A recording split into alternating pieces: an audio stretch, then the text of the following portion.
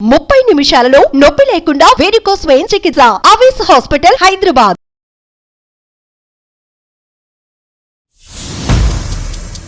మా బాస్ ఎలాంటి వాడంటే అందరు అమ్మాయిల మీద కన్ను వేయడం కంటే నా మీద కన్ను ఎక్కువ ఉండేది అతనికి. అసలు ఆ గోవాలో అయితే నా కొలీగ్స్ అమ్మాయిలు అబ్బాయిలు అనే తేడా లేకుండా అందరూ తాగుతున్నారు సార్. ఒక 2-3 సిప్స్, ఒక హాఫ్ గ్లాస్ అయిపోగానే నాకే కొంచెం తేడాగా, అది కొంచెం ఘాటుగా అనిపించింది. ఇంకా నాకు తర్వాత ఏం జరిగిందో మేడం నాకు అసలు తెలియదు మేడం.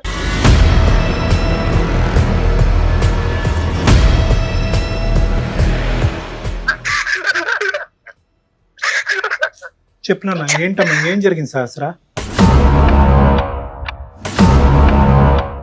నాకు తెలియకుండానే, నా నోటీస్ లో లేకుండానే నేను ప్రెగ్నెంట్ అయ్యాను సార్.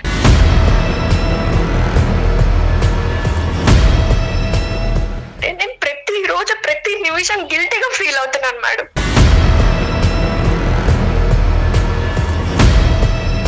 ఈ ప్రెగ్నెన్సీ గురించి అమ్మా నాన్నకి చెప్పావమ్మా? ఎవరికి తెలీదా? లేదు సార్, ఎట్లా చెప్తాను సార్, వాళ్ళు తలెత్తుకోకుండా ఉంటారు సార్, నేను ఎలా చెప్పగలను?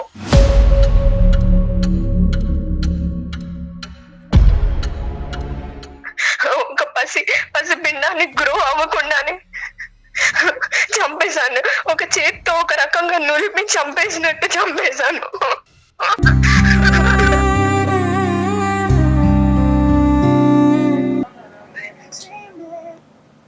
హలో హలో, సహస్ర అండి? అవునండి. సుమన్ టీవీ అందమైన జీవితం ప్రోగ్రామ్ నుంచి కాల్ చేస్తున్నానండి. Hi madam. హాయ్ మా, నమస్తే. నమస్తే సహస్ర. మీ మెయిల్ రీసెంట్గానే చూశాను, కానీ వెంటనే మీతో మాట్లాడాలి. డెఫినెట్గా డాక్టర్ గారి సలహా మీకు చాలా అవసరం అనిపించింది సహస్ర, నాకైతే పర్సనల్గా. రైట్, ఒకసారి కళ్యాణ్ గారితో మాట్లాడండి. నమస్తే సార్. నమస్తే అమ్మా, పేరు సహస్ర అమ్మా? నా పేరు సహస్ర సార్, నాకు 24 ఇయర్స్ సార్ నాది ఏజ్. ఓకే, చెప్పమ్మా. నాకు చాలా చాలా గిల్టీగా ఉంది మేడం, చాలా బాధగా ఉంది అసలు. బాధపడకమ్మా, బాధపడకు. చెప్పమ్మా దేని గురించి గిల్ట్?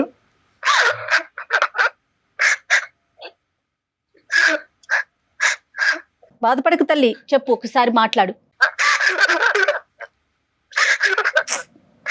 నేను చెప్పా కదండి, నేను 2-3 సార్లు రీచెక్ చేశా. చెప్పుమా. నేను ఒక ఇంటీరియర్ డిజైనర్ గా వర్క్ చేస్తున్నా మేడం, బెంగళూరులో. Very good. నేను చాలా కామ్ గోయింగ్ అండ్ చాలా డెడికేటెడ్ పర్సన్ మేడం. వర్క్ పట్ల గానీ చాలా రెస్పెక్టబుల్ పొజిషన్ లో ఉన్నాను మేడం నేను. అలాంటి టైంలో నేను ఒక నిండు ప్రాణాన్ని, పసి పిండాన్ని నేను చేతులారా చంపేశాను మేడం.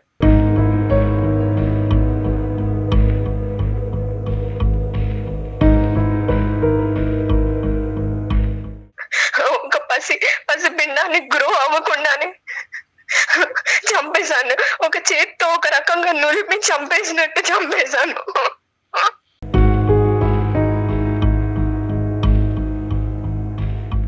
చెప్పినా ఏంటమ్మా, ఏం జరిగింది సహస్రా? నువ్వేంటి, చంపేయటం ఏంటి? అసలు ఏం జరిగిందమ్మా, కొంచెం డీటెయిల్డ్ గా చెప్పు. ఓకే సార్, చెప్తాను కదా సార్. నేను ఇంటీరియర్ డిజైనర్ గా ఒక కార్పొరేట్ కంపెనీలో వర్క్ చేస్తుంటే, అయితే అసలు ఎందుకు ఇంత గిల్టీగా, నిద్ర పట్టలేకుండా ఎందుకు ఇలా జరుగుతుందంటే సార్, నేను ప్రెగ్నెంట్ అయ్యాను సార్.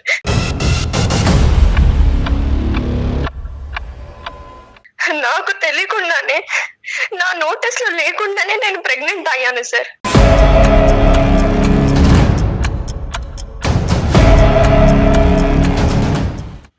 మీరు చెప్పండి సార్, అసలు ఒక నోటీస్ లేకుండా అసలు ప్రెగ్నెంట్ అవ్వడం అసలు ఏంటి సార్? ఇది కరెక్టేనా?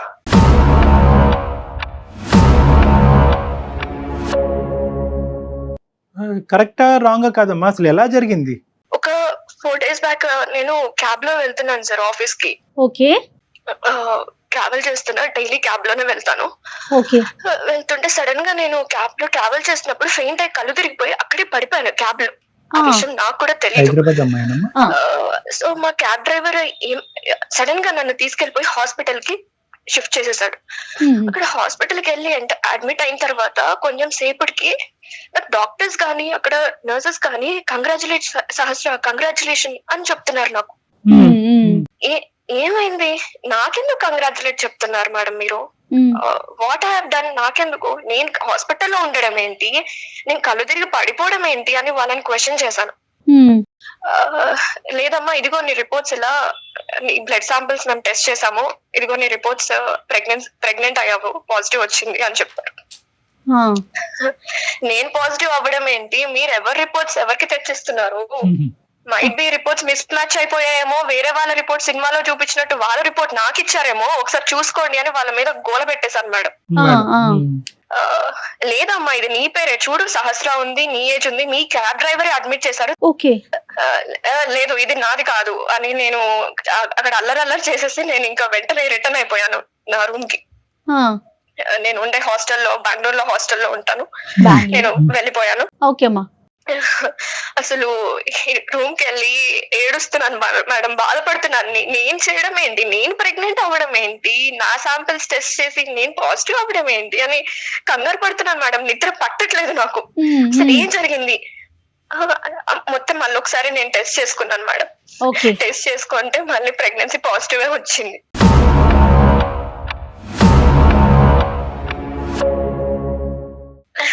ఇది పక్కన పెడతా మేడం, యాక్చువల్ గా నేను వర్క్ చేసే కంపెనీలో చాలా బెస్ట్ ఎంప్లాయ్ అని నాకు మంచి నేమ్ ఉంది మేడం. సూపర్. ఓకే. నేను చెప్పాను కదా, నాతో పాటు నా టీమ్ లో నేను వేసేది creative, interior designing creative work madam. నాదంతా ఆలోచనలు కానీ ఇవన్నీ క్రియేటివ్ ఆర్ట్ రిలేటెడ్ ఉంటది. నేను పనిచేసే 9 మందిలో నా టీమ్ లో నేనే ఒక బెస్ట్ పర్సన్. 1 మంత్ అలాగా మాకు best employee of the award అనే రివార్డ్ ఒకటి ప్రకటిస్తారు అనమాట. సో ఇలాగా ఏంటంటే ఒకటే ఫస్ట్ టైం నాకే వచ్చింది మేడం, సెకండ్ టైం నాకే వచ్చింది, గుడ్, థర్డ్ టైం కూడా నాకే వచ్చింది. సో 3 times నాకే వచ్చింది. మా టీం యాక్చువల్ గా మా బాస్ ఎలాంటి వాడంటే అందరు అమ్మాయిల మీద కన్ను వేయడం కంటే నా మీద కన్ను ఎక్కువ ఉండేది అతనికి.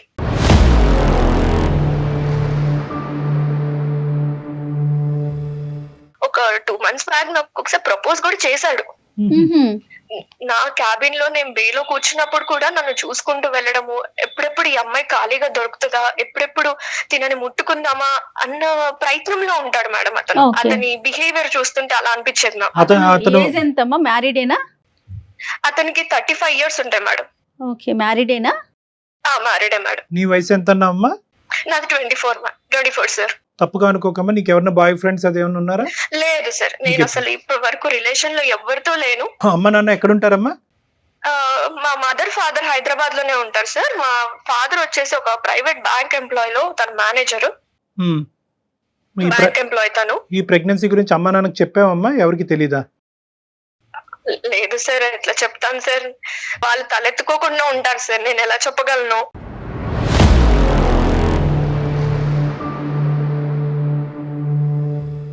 ఎవరితోనే షేర్ చేసుకున్నారా? మాకే ఫస్టా?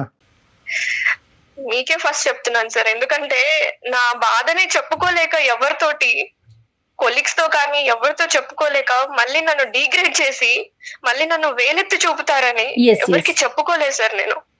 ఈ బాస్ సంగతి కొద్దిగా చెప్పమ్మా. బాస్ ఎలా ఉంటాడంటే మేడం, నాతోటి చాలా ఎప్పుడెప్పుడు దొరుకుతుందా ఈ అమ్మాయి అన్నట్టు మాట్లాడతారు సార్. రైట్. ఓకే. ఎప్పుడు చూసినా బాస్ ని పొగడ్డం, ఆ భజన చేస్తూనే ఉంటారు వీళ్ళందరూ, మిగతా ఎంప్లాయీస్ అంతా, మీ టీమ్ మెంబర్స్ అంతా. ఎందుకంటే ఆ ఎంప్లాయీస్ మైండ్ సెట్ ఎలా ఉంటదంటే ఇంక్రిమెంట్ కొట్టేయాలి, ఒక నెక్స్ట్ ప్రమోషన్ కి వెళ్ళాలి, ఆ బాస్ హెల్ప్ ఉంటేనే కదా మనం వెళ్ళేది అన్న మైండ్ సెట్ తోటి ఎప్పుడు ఆయన చుట్టూ భజన చేస్తూ ఆయన లంచ్ కి తీసుకెళ్లడం, డిన్నర్ కి తీసుకెళ్లడం ఇలా చేస్తూ ఉంటారు మేడం. వీళ్ళు నాకు 1, 2, 3 థర్డ్ టైం వరకు ఇలా రివార్డ్స్ వచ్చాయి కదా మేడం. మాకు ఎలా ఉంటదంటే ఒక్కసారికి ₹1,00,000 ఇస్తారు మేడం, 1 lakh ఒక రివార్డ్ బోనస్. నా శాలరీ ఏంటంటే మేడం, నాకు 75,000 శాలరీ. నాకు బోల్డ్ అన్ని ఈఎంఐలు ఉన్నాయి. ఒక ఈఎంఐలకి నాకు 47,000 అయిపోతుంది మేడం. ఇంకా బెంగళూరులో ఉండడానికి ఖర్చులు అవన్నీ నేను చూసుకుంటాను, కొన్ని ఇంటికి పంపిస్తూ ఉంటాను. ఎంప్లాయీస్ అందరూ ఏమైపోయారంటే మేడం, వీళ్ళందరూ కలిసి సహస్ర ఒక మంచి పొజిషన్ కి వచ్చేస్తుంది, ఇంక్రిమెంట్ల మీద ఇంక్రిమెంట్లు వస్తున్నాయి అని జెల్లస్ పట్టుకున్నారు మేడం నన్ను చూసి.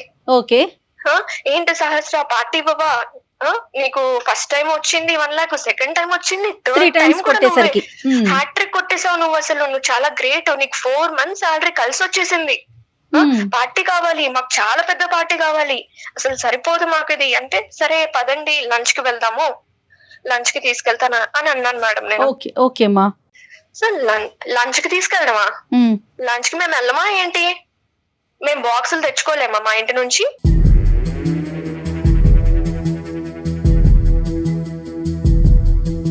మేము ప్రిపేర్ చేసుకొని తెచ్చుకుంటాం, సరే డిన్నర్ కి వెళ్దాము, ఈ లంచ్ లో ఫుడ్లు మాకొద్దు, ఎక్కడికన్నా దూరంగా మంచిగా అవుటింగ్ కి వెళ్దాం.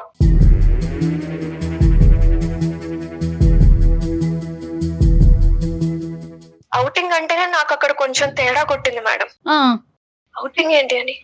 అయినా నాకు ఒకటి అర్థం కాదు డాక్టర్ గారు, వీళ్ళు పార్టీ పార్టీ అని అసలు తొబ్బేస్తున్నారు సార్ నాకైతే. చిన్న అది వాళ్ళేమన్నా నా ప్రాజెక్ట్ వర్క్ లో అన్నట్టు హెల్ప్ చేశారా వాళ్ళు? అమ్మ వెరీ కామన్ కదా సహస్ర, ఇది ఇప్పుడు ఒక ఆఫీస్ లో మనం కలిసి వర్క్ చేసుకునేటప్పుడు ప్రతి చిన్న ఇన్సిడెంట్ కి అదొక అంటే గెట్ టుగెదర్ లాగా అన్నమాట, అది పెద్ద భూతద్దంలో చూడాల్సిన విషయం కాదేమో తల్లి. కార్పొరేట్ కల్చర్ లో పార్టీ ఇవ్వడం కామనే, అందుకోసమే నేను లంచ్ కి వెళ్దాము, మన టీం అందరం వెళ్దాము, మన లంచ్ కి వెళ్దాం, మంచి రెస్టారెంట్ లో ఫుడ్ తిందాం అని చెప్పాను. వాళ్ళ ఎక్స్పెక్టేషన్ ఏంటమ్మా, వాళ్ళకి ఏం కావాలి? అవుటింగ్ కి వెళ్ళాలి అంతేనమ్మా. సరే మీకు ఏం కావాలి అని అడిగితే మాకు మంచిగా గ్రాండ్ పార్టీ కావాలి, అవుటింగ్ కి వెళ్దాము, గోవా వెళ్దాము అని అన్నారు. గోవా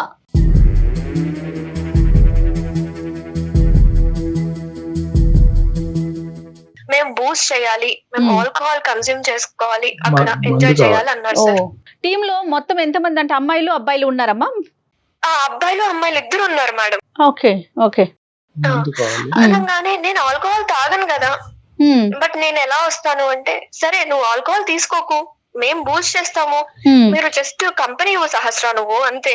నువ్వు తీసుకోవు కానీ మామూలుగా జనరల్ గా మీ పార్టీస్ లో ఆల్కహాల్ ఉంటదమ్మా, మద్యపానం ఉంటదా? ఉంటది సార్, ఉంటది. సో ఇదేం కొత్త ఏం కాదు, వాళ్ళు అడిగింది కూడా వాళ్ళు అడిగింది మాత్రం కొత్త ఏం కాదు, ఎటొచ్చి నువ్వు తాగవన్నదే అందరికీ తెలుసు.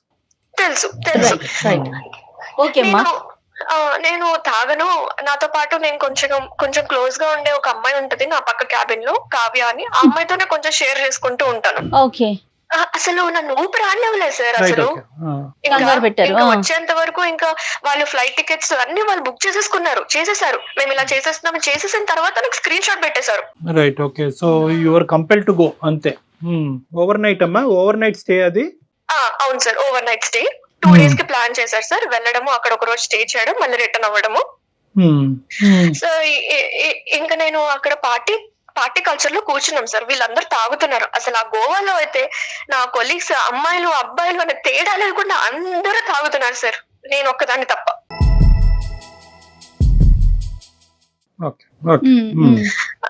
ఇంకా నాకు అయితే ఒక స్ప్రైట్ బాటిల్ ఇచ్చారు సార్, 1 liter స్ప్రైట్ బాటిల్ ఇచ్చారు, ఇదిగో సహస్ర తీసుకో అన్నారు. స్ప్రైట్ బాటిల్ ఇచ్చినప్పుడు స్ప్రైటే కదా అని నేను ఏం చేశానంటే, ఇది సీల్ ఉందా లేదా అని కూడా చెక్ చేసుకున్నా సార్. సీల్ ఉందా? ఇది సీల్డ్ బాటిలా కాదా అని చెక్ చేసుకుంటే సీల్ ఉంది సార్. ఎందుకు మీకు డౌట్ ఉండిందా సహస్ర, ఆల్రెడీ వాళ్ళు ఏమన్నా ఆల్కహాల్ ఈ కలిపారని? రోజుల్లో అది కామన్ కాబట్టి అమ్మాయి ఏమనుకుందంటే ఏమైనా లిక్విడ్ ఏమైనా రిమూవ్ చేసి కలుపుంటారేమో, సీల్ ఉంటే కనుక తిరగలేదు కదా అనుకుంది. Right sir, exactly. ఒక 2-3 సిప్స్, ఒక హాఫ్ గ్లాస్ అయిపోగానే నాకే కొంచెం తేడాగా, అది కొంచెం ఘాటుగా అనిపించింది. సరే అని నేను ఒక 1 glass తాగంగానే నేను అన్కాన్షియస్ అయిపోతున్నా సార్, నాకే కొంచెం డిజీనెస్ వచ్చేసి అంత కళ్ళు తిరుగుతున్నట్టు ఎలానో అనిపించింది. ఇంకా నాకు తెలియకుండానే అన్ఇంటెన్షనల్ గా నేను ఒక గ్లాస్ కాకుండా ఇంకొక గ్లాస్ తాగుతూనే ఉన్నా సార్.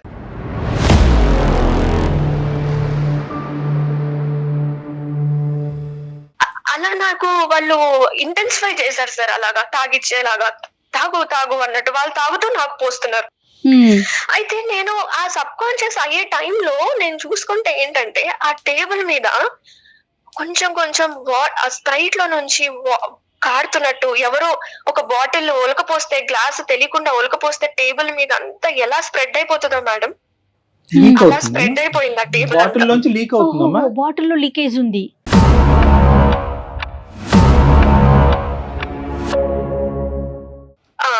ఉండొచ్చు మేడం. రైట్. మొత్తం ఆ టేబుల్ అంతా స్ప్రెడ్ అయిపోతుంటే నాకు అప్పుడు అదొకటి గుర్తుంది మేడం నాకు. Okay okay. ఇంకా నాకు తర్వాత ఏం జరిగిందో మేడం నాకు అసలు తెలియదు మేడం.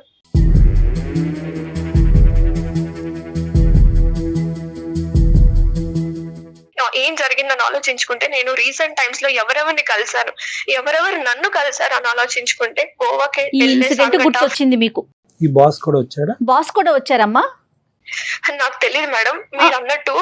అయితే నాకు కూడా ఇలాగే డౌట్ వచ్చింది మేడం, ఇలాగే బాస్ కూడా వచ్చాడా ఏంటి అని. అయితే నేను చెప్పాను కదా మేడం, నా పక్క బేలో ఉండే కావ్య అనే అమ్మాయి నాకు కొంచెం క్లోజ్ గా ఉంటది కాబట్టి నాకు జరిగిన తర్వాత వెళ్ళిపోయాను ఇంటికి. మొన్న వెళ్ళి తనని కలిసి చెంపబెట్టి ఒక్కటి కొట్టేశాను మేడం గట్టిగా. అసలు ఏం జరిగింది నువ్వు చెప్తావా చెప్పవా, ఆ రోజు ఏం జరిగింది, నన్ను ఏం చేశారు, నేను తాగిన తర్వాత అన్కాన్షియస్ అయ్యా అక్కడి వరకే నాకు గుర్తుంది, తర్వాత ఏం చేశారు నన్ను చెప్తావా చెప్పవా అని బతిమలాడుకున్నాను మేడం. తర్వాత అమ్మాయి అసలు నోరిప్పట్లేదు, ఏం చెప్పట్లేదు మేడం అసలు. సో తనకంతా తెలిసేమో అని నేను ఇంకా తన కాళ్ళు కూడా పట్టుకున్నా మేడం, చెప్పమ్మా ప్లీజ్ ఏమైంది అని. అప్పుడు తను ఓపెన్ అప్ అయింది మేడం నా బాధను చూడలేక. అవును సహస్ర, పార్టీకి వెళ్ళాము, తర్వాత నిన్ను ఒక రూమ్ కి తీసుకెళ్లారు, షిఫ్ట్ చేశారు.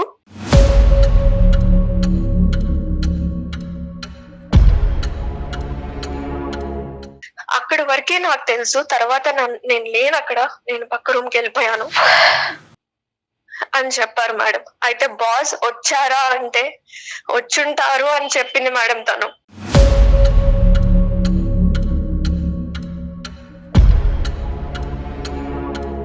కదమ్మా, ఒక సీల్ తీనటువంటి బాటిల్ లోంచి ఎలా మిక్స్ చేస్తారమ్మా? నా అనుమానం అయితే ఆ టేబుల్ అంతా కారిపోయింది కాబట్టి సీల్ బాటిల్ అయితే అలాగే ఉంది సార్, కానీ ఏమన్నా ఇంజెక్ట్ చేసి ఉంటారనా? అయి ఉండొచ్చు సార్, ఇంజెక్ట్ చేసి ఉంటారు.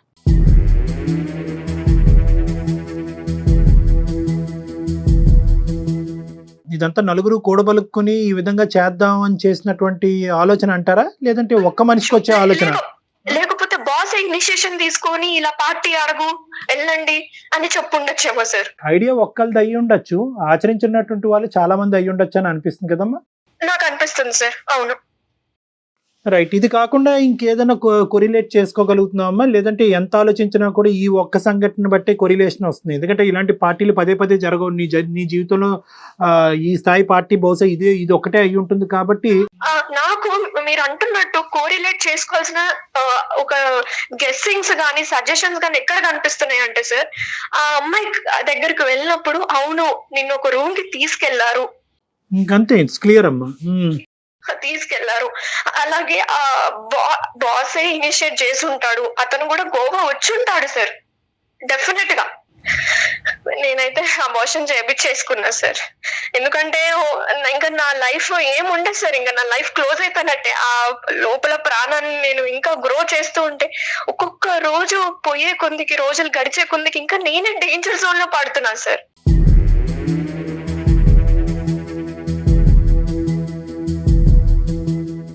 నేను మీకు ఎందుకు మెయిల్ చేశానంటే మేడం, నేను ప్రతి రోజు ప్రతి నిమిషం గిల్టీగా ఫీల్ అవుతున్నాను మేడం.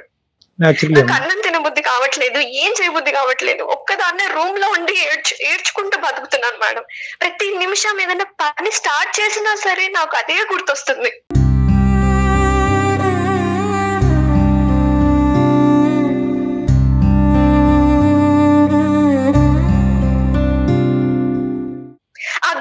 అనేది నాకు లేకుండా మీరు ఎలాంటి సలహా చెప్పినా సరే నేను దాన్ని యాక్సెప్ట్ చేస్తాను సార్.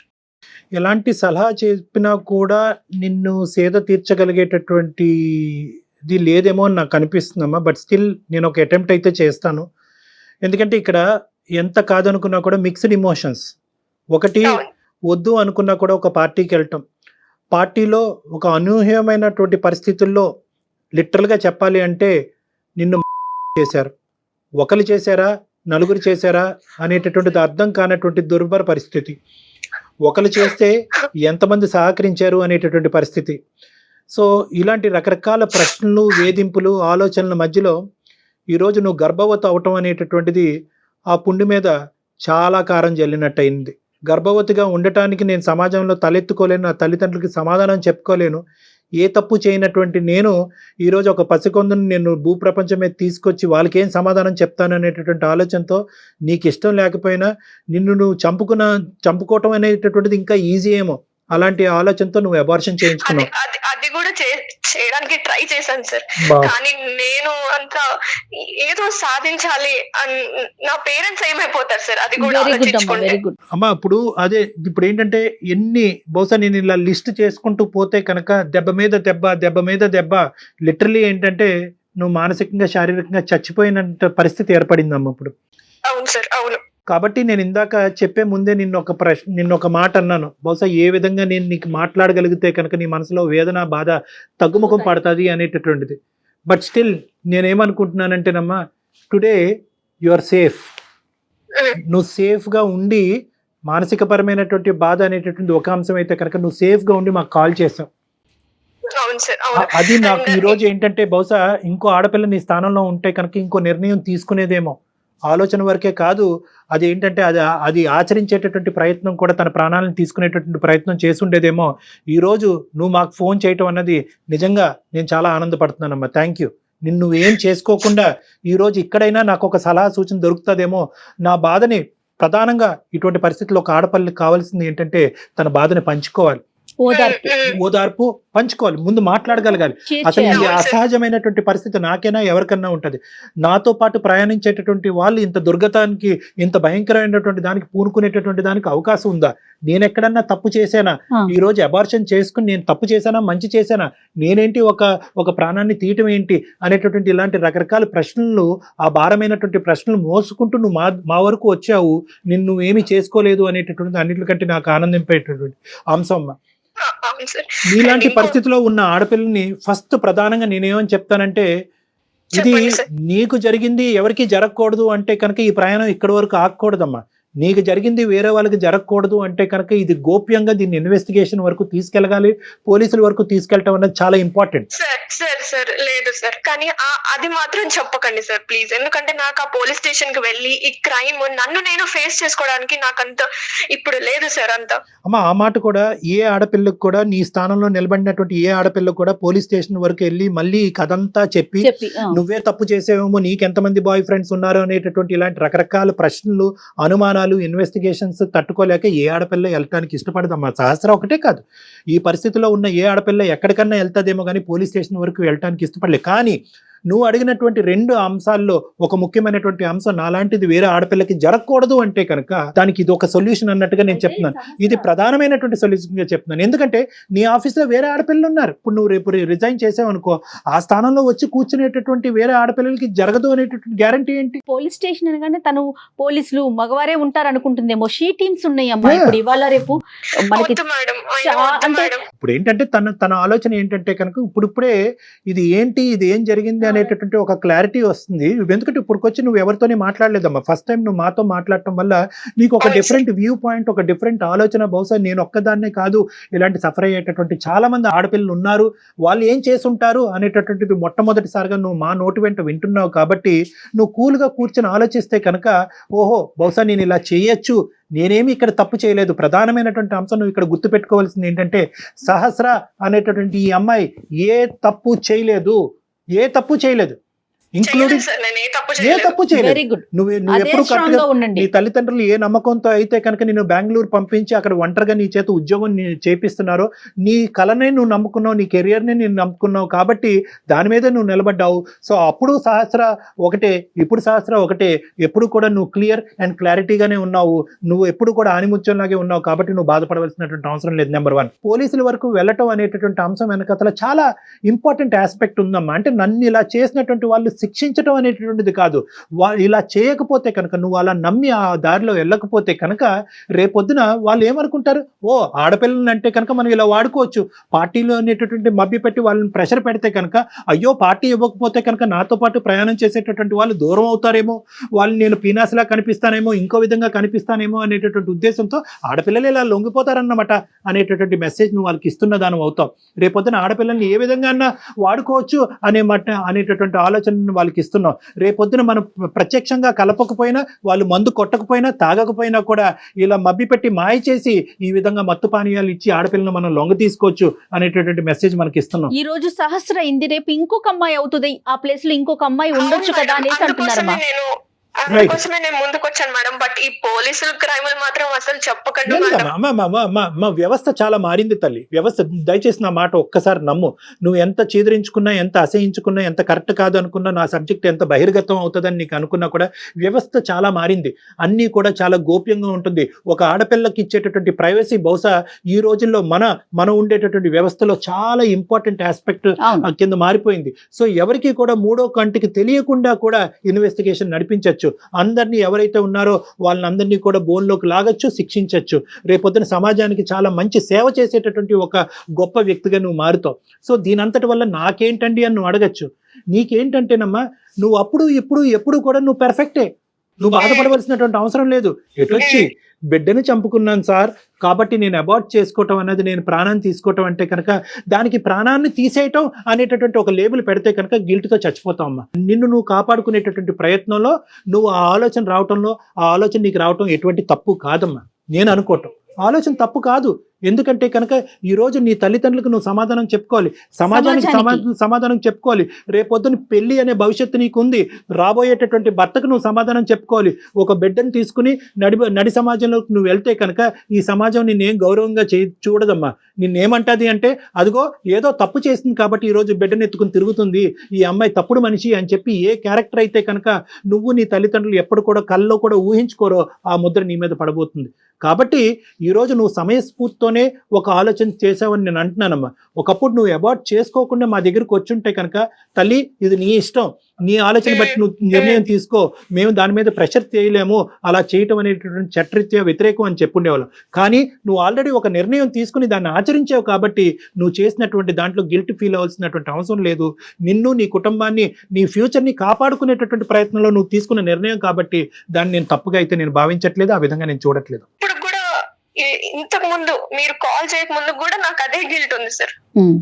ఇప్పుడు మీతో మీరు చెప్పే సలహా కానీ, మీరు నన్ను మోటివేట్ చేసే మాటలు కానీ నాకు కొంచెం ఇప్పుడు మనశ్శాంతిని ఇస్తుంది సార్. రిమూవ్ దట్ మాస్క్ అమ్మా. నువ్వేం తప్పు చేయలేదు. ఎటొచ్చి నీ ఎజెండా ఒక్కటే. నీ ఎజెండా ఈ రోజు ఏదన్నా ప్రైమరీ గారు ఈ రోజు మాట్లాడుకుంటే నాకు 0.5% కూడా 0.05% కూడా నాకు ఈ రోజు సహస్ర తప్పు చేసినట్టు నాకు అనిపించట్లేదు. ఇలాంటివి జరిగినప్పుడు గొంతు విప్పి మాట్లాడండి. మీ మనసులో ఉండేటటువంటి బాధని నీకు నచ్చినటువంటి వాళ్ళని చెప్పండి. ఒకప్పుడు అవకాశం ఉంటే కనుక నిన్ను ఇబ్బంది పెట్టేటటువంటి వాళ్ళని శిక్షించి రేపొద్దున వాళ్ళకి బుద్ధి వచ్చేటటువంటి విధంగా ఈ ప్రాసెస్ కంటిన్యూ అవ్వకుండా అరికెట్టేటటువంటి ప్రయత్నం కూడా మీరు చేయండి. చాలా ముఖ్యమైనటువంటి అంశం ఉంది. నువ్వు ఎక్కడన్నా ఒక ఆలోచనలో ఒక చిన్నపాటి తప్పిదం జరిగింది అంటే కనుక అక్కడే జరిగింది.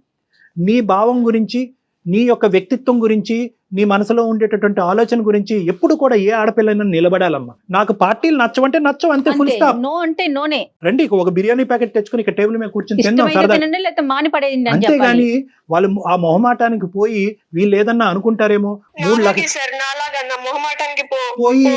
ప్రధానమైనటువంటి అంశం అమ్మా, ఎక్కువ శాతం ఇలాంటివి జరిగేటటువంటి ఎక్కడ జరుగుతాయంటే కనుక మన తెలియనటువంటి ప్రాంతంలో మనకు తెలిసినటువంటి మనుషులు చేస్తారు. మీరు స్టాటిస్టిక్ చూడండి.